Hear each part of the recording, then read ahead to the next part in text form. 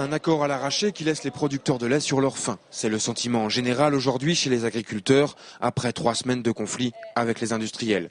280 € les 1000 litres, c'est moins que ce que demandaient les producteurs.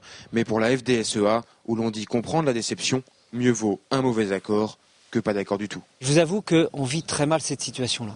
Mais si on n'avait pas eu d'accord, j'attire l'attention de tout le monde, c'est que ça veut dire derrière que la semaine prochaine, chaque entreprise décidait, comme elle l'entendait, du prix payé aux producteurs. Et on pouvait très bien, entre deux voisins, voir l'un payer à 200 € les 1000 litres et l'autre payer peut-être à 230 ou 240 €. Ça, c'est pas tenable. La FDSEA voit donc dans cet accord un premier pas avant d'autres discussions prévues en septembre. Mais pour beaucoup, les intérêts des producteurs ont été sacrifiés sur l'autel du calendrier électoral.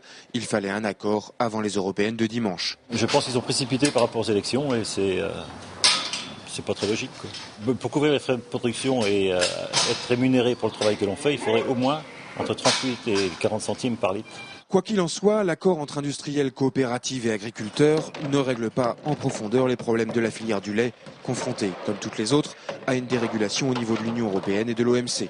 Et comme il faut battre le fer quand il est chaud, c'est maintenant avec la grande distribution que les agriculteurs veulent entamer un bras de fer, de quoi peut-être aussi permettre aux producteurs de lait d'exprimer leur colère. J'entends toute la déception, mais de grâce, il faut se battre aujourd'hui sur l'autre chantier qui est la véritable répartition des marges et c'est une ambition que nous avons dès la semaine prochaine et je puis vous assurer qu'on ne va pas faire dans la dentelle.